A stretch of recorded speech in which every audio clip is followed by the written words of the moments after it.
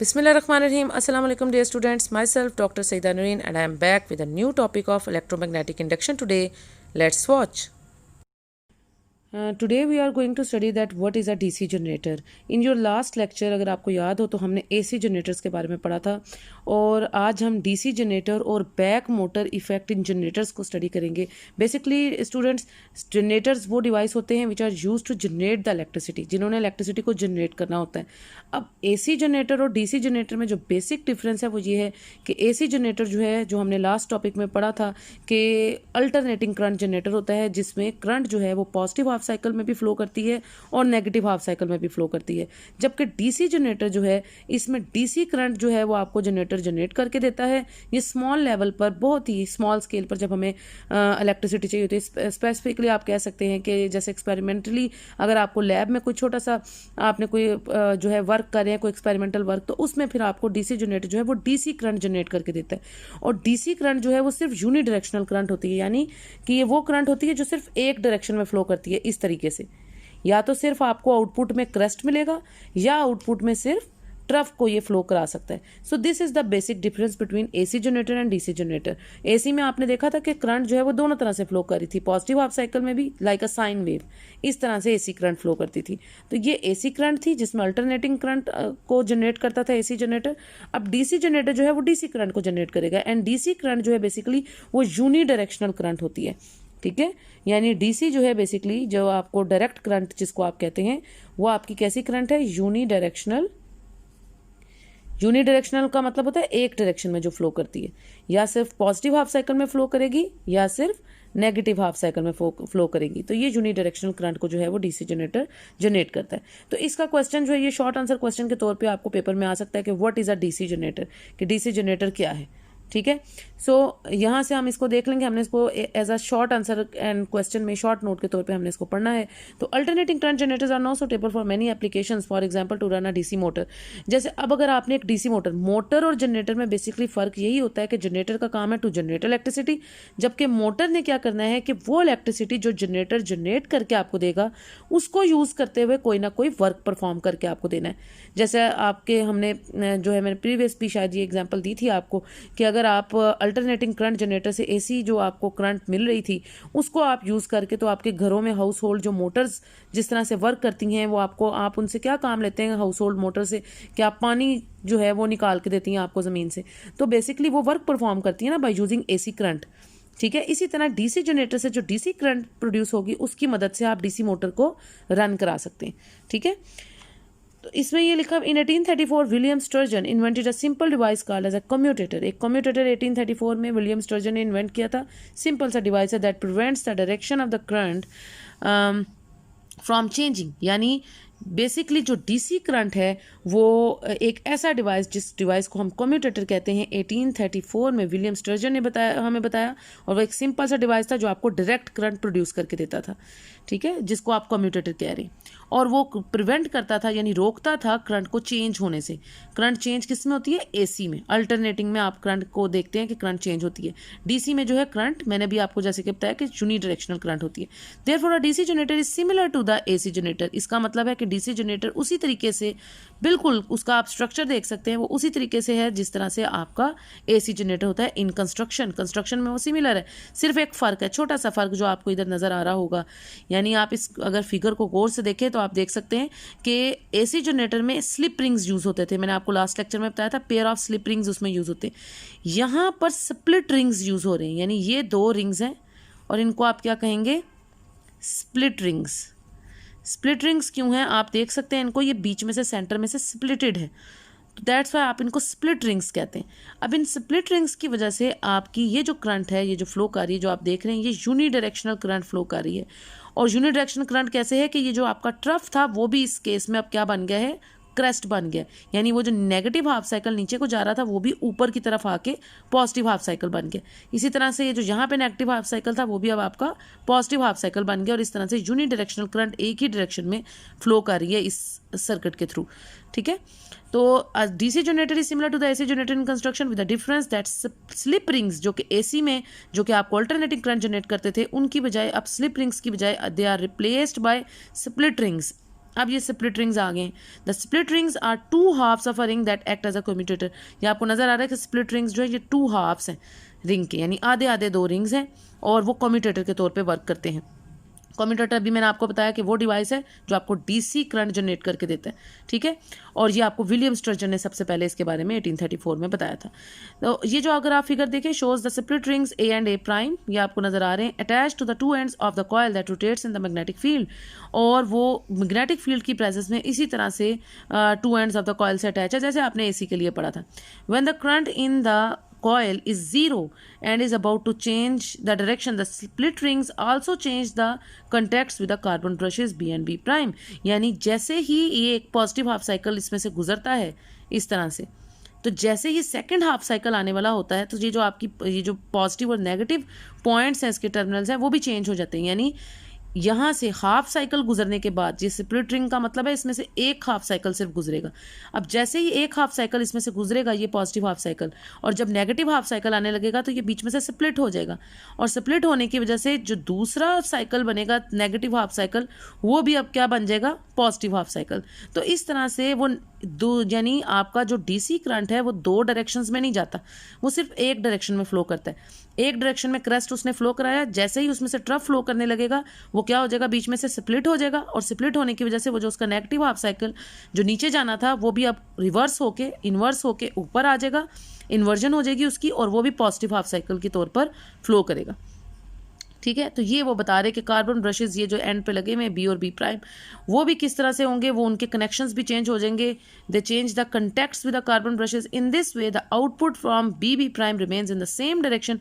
इस तरह से जैसे ही नेगेटिव हाफ साइकिल का जो एक हाफ साइकिल को अलाउ करेगा गुजरने के लिए, और जब सेकेंड हाफ साइकिल उसमें से फ्लो करने लगेगा साथ ही वो स्प्लिट हो जाएगा, और नेगेटिव हाफ साइकिल भी तो आपका पॉजिटिव हाफ साइकिल में कन्वर्ट हो जाएगा। तो ये इस तरह से काम करेगा। In this way, the output from the BB prime remains in the same direction, although the current is not constant in magnitude। चाहे करंट आपकी अगरचा जो है वो सेम आपकी कांस्टेंट मैग्नीट्यूड में नहीं है, करंट कभी ज़्यादा फ्लो कर रही है कभी कम फ्लो कर रही है, लेकिन इस तरीके से आपका जो ये जो आउटपुट है BB प्राइम से, ये जो कार्बन ब्रशेस के थ्रू ये जो पॉजिटिव और नेगेटिव के अक्रॉस आपको जो आउटपुट मिल रहा है वो सेम रहेगा, remains in the same direction, यानी एक ही डायरेक्शन में आपको आउटपुट मिलेगा। यूनिडायरेक्शनल करंट जो है आपकी फ्लो करेगी, चाहे आपकी करंट जो है कभी कम आएगी कभी ज़्यादा आएगी, वो कांस्टेंट नहीं होगी मैग्नीट्यूड में, ठीक है। यानी ये जो पीक आपकी है, ये जिस तरह हम दिखा रहे हैं, ये तो एक आइडियल केस नज़र आ रहा है ना कि सारी क्रेस्ट जो है वो सेम पीक की हैं।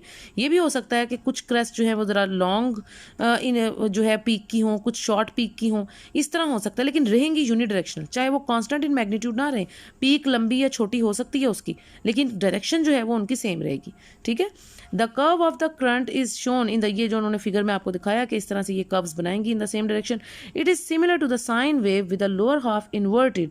ये क्या होगा, ये बिल्कुल उसी तरीके से जैसे आपने अल्टरनेटिंग की साइन वेव पढ़ी थी, और जो लोअर हाफ है इसका वो इन्वर्ट होके उसी तरीके से अब जैसे जो आपका ट्रफ था वो भी अब आपका क्रेस्ट के तौर पे फ्लो करे।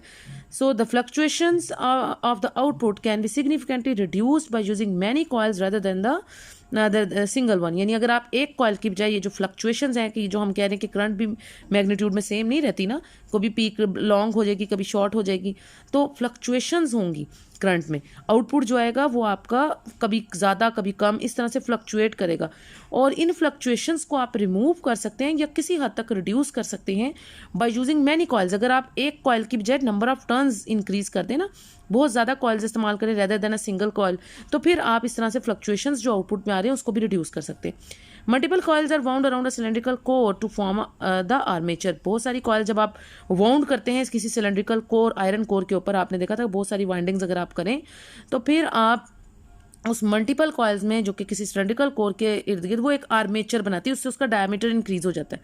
यानी वो जो आपका इंडक्टर है उसका डायमीटर इंक्रीज हो जाएगा। वो जो भी रेक्टेंगुलर कॉइल है या सर्कुलर कॉइल है, आपने जब नंबर ऑफ टर्न्स उसके ऊपर इंक्रीज करेंगे तो उसका आर्मेचर और डायमीटर ऑफ द कॉइल जो है वो इंप्रूव कर जाएगा, और उससे फ्लक्चुएशंस जो हैं, जो आउटपुट में फ्लक्चुएशंस आ रही हैं करंट के कम या ज़्यादा होने से, वो रिड्यूस हो जाएंगी। Each coil is connected to a separate commutator and the output of every coil is tapped only as it reaches its peak EMF. यानी हर कॉइल कॉयल जो है वो एक सेपरेट कम्यूटेटर से अटैच होगा और उसकी हर कॉयल की जो आउटपुट होगी वो उसकी पीक ईएमएफ तक, यानी इंड्यूस्ड ईएमएफ जो उसमें होगी उस तक जो है मैक्सिमम ईएमएफ तक पहुंच सकेगी फिर, यानी सबकी फिर पीक्स ऑलमोस्ट सेम हो जाएंगी। ये जो कम या ज़्यादा मैं कह रही हूँ ना, पीक कभी बड़ी कभी छोटी, उस तरह से नहीं होगी, फिर ऑलमोस्ट वो सेम पीक की होंगी।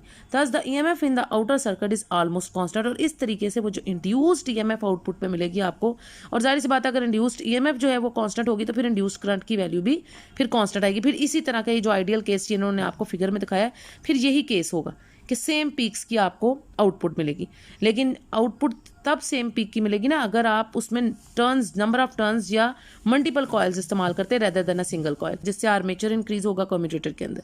तो ये पूरा टॉपिक था आपका। आपने इसको पूरा एज अ लॉन्ग क्वेश्चन तो ये ज़्यादातर नहीं आता, तो शॉर्ट में अगर आपने लिखना है तो शॉर्ट में अगर आपसे पूछें what is a DC generator, तो आप इसको यहाँ से लिख सकते हैं कि डीसी जनरेटर जो है, DC generator is similar to the, यहाँ से बल्कि यहाँ से आप इसको शुरू करेंगे कि इन 1834 विलियम स्टर्जन, यहाँ से एक पॉइंट, ये इंपॉर्टेंट पॉइंट है कि 1834 में William Sturgeon invented a simple device called as a commutator that prevents the direction of the current from changing. एक ये पॉइंट आप इसमें लिखेंगे जब शॉर्ट के तौर पे आपसे पूछा जाएगा। फिर a DC generator is similar to the AC generator in construction with the difference that slip rings are replaced by the split rings. The split rings are two halves of a ring that act as a commutator. ये second point आप उसमें mention जरूर करेंगे short के तौर पे, ठीक है। फर्स्ट पॉइंट मैंने आपको बता दिया ये था, सेकंड पॉइंट ये हो गया। उसके बाद जो और एक इंपॉर्टेंट पॉइंट है इसमें जो आप लिखेंगे वो होगा it is similar to a sine curve with a lower half inverted. यहाँ से शुरू करें कि ये सिमिलर है साइन कर्व के लोअर हाफ इन्वर्टेड के साथ, और ये फ्लक्चुएशन से लेके यहाँ तक आर्मेचर तक, और उसके बाद thus the EMF in the outer circuit is almost constant. ठीक है, जब आप बहुत सारे कॉल्स इस्तेमाल करेंगे तो ईएमएफ जो है वो कांस्टेंट रहेगी। तो ये 3-4 इंपॉर्टेंट पॉइंट्स हैं जिनका आपने इसमें ध्यान रखना है, ठीक है। जब भी शॉर्ट के तौर पे पूछेंगे तो आप ये 3-4 पॉइंट्स ज़रूर उसमें बताएंगे। अब ये जो क्वेश्चन है back motor effect in generators, ये भी शॉर्ट आंसर एंड क्वेश्चन के तौर पे आता है। वो आपको कह देंगे कि define back motor effect in generators या what is the back motor effect in generators, तो आपने इसको किस तरह से बताना है।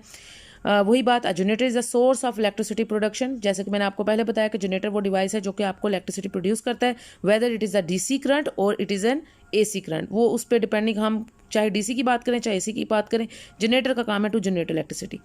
ये पॉइंट बहुत इंपॉर्टेंट है इसमें। Practically the generators are not so simple as described above. A large turbine is turned by the high pressure steam और the waterfall. The shaft of the turbine is attached to the coil which rotates in the magnetic field.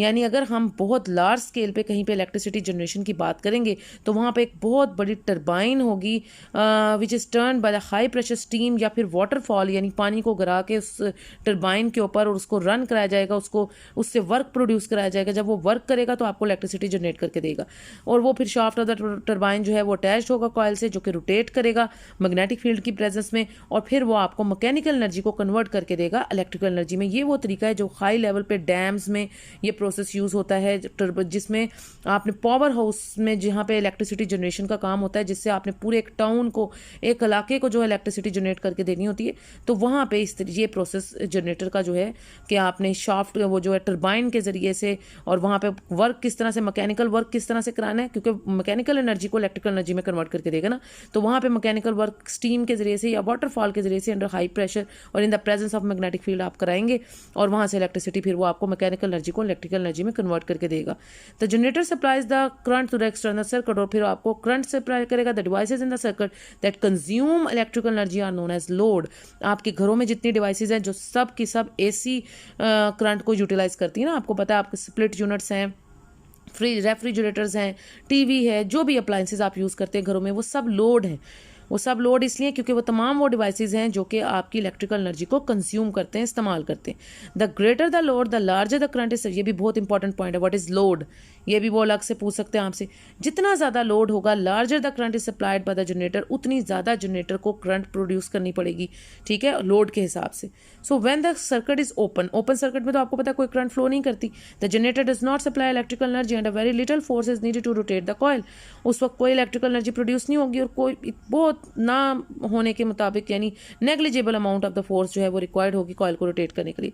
As soon as the, यानी आप अगर house hold generator भी देखें, जब आप घरों में जनरेटर अगर यूज़ करते हैं तो आप देख सकते हैं कि जैसे ही आप उसको ऑन करते हैं और अगर आप उस जनरेटर पे कोई अप्लायंस नहीं चला रहे शुरू में, यानी अगर आपने चेंज ओवर नहीं किया और आप कुछ भी नहीं चला रहे उस जनरेटर पे, तो उस वक्त उस पर कोई लोड ही नहीं होता। जैसे जैसे आप उसको चेंज ओवर करते हैं और उस पर अप्लाइंसेस इस्तेमाल करना शुरू करते हैं, तो लोड ऑन द जनरेटर जो है वो इंक्रीज होता जाता है। फिर उसको ज़्यादा वर्क करना पड़ता है, उसके शाफ्ट को रोटेट करने के लिए ज़्यादा जो है वो कॉयल को रोटेट करने के लिए ज़्यादा वर्क जो है मैकेनिकल वर्क करना पड़ेगा, और फिर इलेक्ट्रिकल एनर्जी सप्लाई करने के लिए एंड उस वक्त जो फोर्स होगी उसको ज़्यादा फोर्स की ज़रूरत होगी कॉयल को रोटेट कराने के लिए। As soon as the circuit is closed, जैसे ही सर्किट को क्लोज करेंगे, a current is drawn through the coil, और फिर करंट जो है वो ड्रॉ करनी, यानी फिर वो साथ साथ जैसे ही सर्किट आप क्लोज सर्किट करेंगे तो करंट फ्लो करेगी। The magnetic field exerts the force on the current carrying coil, और मैग्नेटिक फील्ड जब अप्लाई होगी उस करंट कैरिंग कॉयल पे, आप इस फिगर में देख सकते हैं, तो टॉर्क इफेक्ट होगा ना। मैग्नेटिक फील्ड क्या करता है, इलेक्ट्रिक फील्ड जो होती है वो आपकी ट्रांजिशनल मोशन या लीनियर मोशन को इंक्रीज करती है, जबकि मैग्नेटिक फील्ड अगर कहीं पे एक्ट कर रही हो तो मैग्नेटिक फील्ड के प्रेजेंस में कोई भी कॉयल या कोई भी जो आपका डिवाइस है वो क्या करता है, उसकी रोटेशन इंक्रीज होती है, टर्निंग इफेक्ट टॉर्क को प्रोड्यूस करता है magnetic field. So magnetic field exerts the force on the current carrying coil and shows the force acting on the coil, force F1, ये आप देख सकते हैं जो टर्निंग इफेक्ट प्रोड्यूस होगा। अब दो फोर्सेस एक्ट कर रही हैं, एक F1 फोर्स है और एक F2 फोर्स है। ये जो फोर्स F1 है is acting on the left side of the coil, whereas equal and opposite force, यानी equal in magnitude but opposite in direction जो फोर्स अप्लाई हो रही है, यानी अगर ये F1 फोर्स इज क्लॉकवाइज तो F2 फोर्स जो है इस वक्त एंटी क्लॉकवाइज, तो दोनों ऑपोजिट डायरेक्शन में जो है वो होंगी। तो equal in magnitude and opposite direction जो फोर्स F2 है वो राइट साइड पे लग रही है। उसके बाद ऑफ द कॉयल, उसके बाद अब आपने क्या करना है, These forces are such that they produce a counter torque, ये इस तरह से फोर्सेज है ये एक दूसरे की काउंटर टॉर्क जो है वो प्रोड्यूस करती हैं। काउंटर टॉर्क का मतलब है अगर एक का टॉर्क जो है जैसे मैंने कहा क्लॉकवाइज है तो दूसरे का जो टर्निंग इफेक्ट है वो एंटी क्लॉकवाइज होगा, and this effect is sometimes refer to as back motor effect in generators. The larger the current drawn the greater is the counter torque, जितना ज़्यादा आप इसमें से करंट ड्रॉ करेंगे उतना ज़्यादा काउंटर टॉर्क, यानी वो जो बैक की तरफ उसको पीछे की तरफ खींचेगा वो टॉर्क जनरेट होगा। That means more mechanical energy is required to keep the coil rotating with a constant angular speed. अगर आप चाहते हैं कि कॉइल रोटेट करता रहे तो आपको ज़्यादा मैकेनिकल वर्क कराने की जरूरत पड़ जाएगी। This is in agreement with the law of conservation of energy, और ये उसी तरह से जैसे आपकी law of conservation of energy है कहता था कि एनर्जी तब कंजर्व रहती है कि जब आपका आप जो करंट उसमें से फ्लो करा रहे हैं वो करंट जो ड्रॉ हो रही है उसकी वजह से जो क्लॉकवाइज टॉर्क है और जो इंड्यूस्ड करंट की वजह से एंटी क्लॉकवाइज टॉर्क या काउंटर टॉर्क जो उसमें प्रोड्यूस हो रहा है, अगर आप ज़्यादा करंट ड्रॉ कराएंगे तो पीछे का जो वो उसको बैक इफेक्ट प्रोड्यूस कर रहा है ना, तो बैक इफेक्ट भी ज़्यादा होगा। जितनी ज़्यादा करंट आप उसमें से ड्रॉ कराएंगे, आप आगे की तरफ अगर उसको सर्किट में करंट ड्रॉ करेंगे उतना ज़्यादा बैक इफेक्ट इंक्रीज होगा।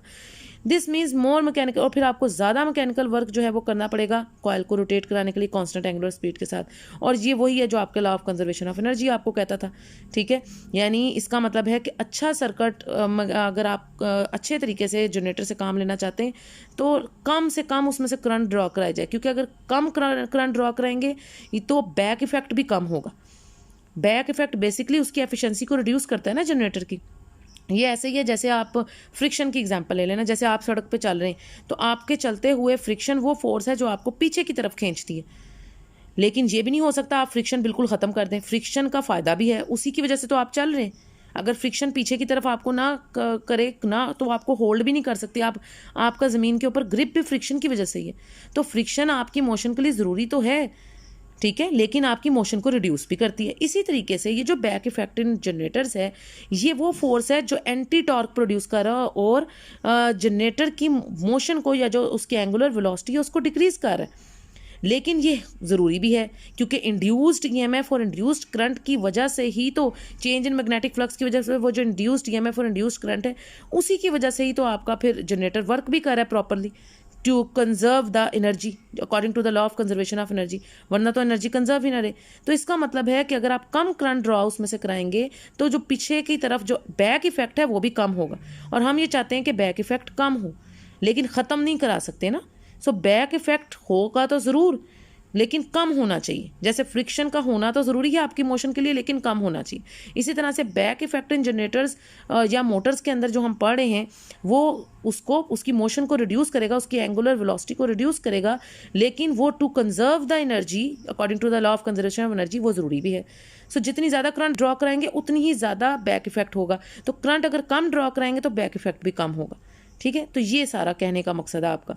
सो the energy consumed by the load must come from the energy source use to derive the turbine. ये बड़ी इंपॉर्टेंट लाइन है कि वो एनर्जी जो कंज्यूम हो रही है, जो लोड इस्तेमाल कर रहा है, लोड कौन है, वो तमाम डिवाइसेस, वो तमाम अप्लाइंसेस जो आपने अपने घरों में, जो आप उस जनरेटर के ऊपर आप चला रहे हैं उसको, तो वो जो एनर्जी कंज्यूम कर रहा है लोड, वो कहाँ से आ रही है energy? From the energy source. Energy source कौन है? जनरेटर बेसिकली आपका एनर्जी सोर्स है जो इलेक्ट्रिकल एनर्जी आपको प्रोड्यूस करके दे रहा है, उसी से आप फिर लोड को एनर्जी दे सकते हैं ना आगे से, ठीक है। तो फिर आप उससे जो मर्जी, आप जितनी इलेक्ट्रिकल एनर्जी प्रोड्यूस करा रहे हैं जनरेटर से, वो आगे से यूज़ होगी और वो कहाँ कंज्यूम होगी? लोड को रन करने में, जो भी आप डिवाइसेस उससे रन करा रहे हैं।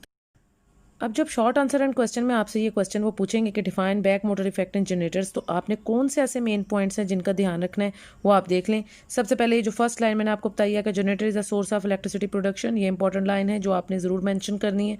उसके बाद it converts the mechanical energy of the given turbine to the electrical energy, ठीक है। ये आप जो है ये इसमें बयान करेंगे, क्योंकि आपने पहले जनरेटर के बारे में बताया और फिर आप बताएंगे कि ये मैकेनिकल एनर्जी को इलेक्ट्रिकल एनर्जी में कन्वर्ट करता है। The generator supplies current to the electrical circuit, उसके बाद ये इंपॉर्टेंट पॉइंट है। और उसके बाद the devices in the circuit that consume electrical energy are known as load, और वो डिवाइसेज जो इलेक्ट्रिसिटी को कंज्यूम करती हैं उनको क्या कहते हैं? लोड। तो ये 3 पॉइंट्स हो गए। पहला पॉइंट ये मैंने आपको बताया, सेकंड पॉइंट ये बताया, और थर्ड पॉइंट ये बताया कि जो डिवाइसेज यूज़ करती हैं उनको हम लोड कहते हैं। उसके बाद जो मेन, क्योंकि शॉर्ट आंसर क्वेश्चन में आपने इसको लिखना है ये वाली बात कि let force F1 is acting on the left side of the coil whereas the equal but the opposite force F2 acting on the other side of the coil. These forces are such that they produce the counter torque that opposes the rotational motion of the coil. This effect is sometimes referred to as back motor effect in generators. इस effect को हम back motor effect in generators कहते हैं। तो ये बहुत important है, यहाँ से लेके आप लेट कर सकते हैं, यानी फोर्स से पहले आप कह लेना कि let the force F1 is acting, इसके ऊपर आप ऐड कर लें फोर्स से पहले कि let the force F1 is acting on the left side. ये बात यहाँ से लेके आपने यहाँ तक, this effect is sometimes refer to as back motor effect in generators, जो इसकी मेन डेफिनेशन है, ठीक है, कि what is back motor effect in generator. उसके बाद आप ये पॉइंट इसमें बहुत इंपॉर्टेंट है, the larger the current drawn the greater is the counter torque produce, that means more mechanical energy is required to keep the coil rotating with a constant angular speed. This is in agreement with the law of conservation of energy, और ये in agreement है law of conservation of energy के लिए, ये इसमें एक important point है। और साथ ही the energy consumed by the load must come from the energy source use to derive the turbine, यहाँ तक, ठीक है। तो ये मैंने आपको इंपॉर्टेंट पॉइंट्स बता दिए हैं कि आप इन पॉइंट्स को लाजमी लिखेंगे जब आपने इसको as a short answer question भी अटैम्प्ट करना है। तो ये इसका लास्ट पॉइंट मैंने आपको बता दिया। फर्स्ट पॉइंट ये वाली जो फर्स्ट लाइन है, सेकंड पॉइंट जो है ये मैंने आपको बता दिया कि it converts the mechanical energy, ये वाला। थर्ड जो है मैंने आपको बताया the devices in the circuit that consume electrical energy are known as load, ये है। फोर्थ पॉइंट ये इसकी मेन डेफिनेशन है कि लेट द फोर्स F1, ये एज अ शॉर्ट नोट अगर वो आपसे पूछते हैं तो यहाँ से लेके ये इसकी डेफिनेशन है मेन कि this effect is refer to as. और उसके बाद ये आपने उसका इफेक्ट बताया कि the larger the current is, ये फिफ्थ पॉइंट है कि the larger the current drawn the greater is the counter torque, और ये एंड तक मैंने आपको इसको मार्क कराया कि ये इंपॉर्टेंट पॉइंट्स हैं, ठीक है। तो जब भी आपको एज अ शॉर्ट नोट वो कहेंगे तो आप ये पॉइंट्स अगर मेंशन करेंगे तो आपको इसके फुल मार्क्स जो हैं वो इंशाल्लाह मिलेंगे।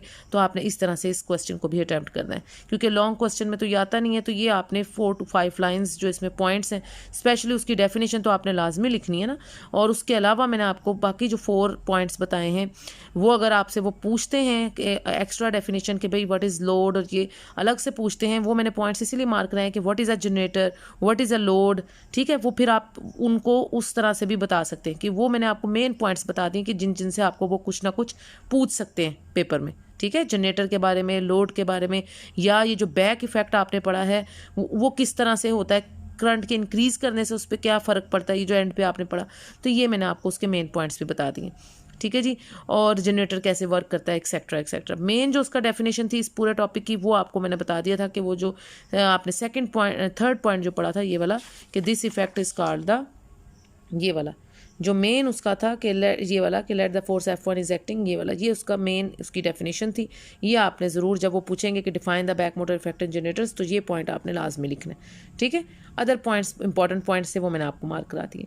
तो आई होप स्टूडेंट्स आपने ये सारा टॉपिक अच्छे से अंडरस्टैंड कर लिया होगा। फिर भी अगर कोई पॉइंट आपको समझ में ना आए, यू कैन कमेंट में in the comment section. Until the next lecture, अपना बहुत सा ख्याल रखें, दुआ में याद रखें। That's all for today, students. You can subscribe and share my channel and press the bell icon for future notifications. If you really like my lecture, then press the like icon also. Thanks for your attention. Take care. Allah Hafiz.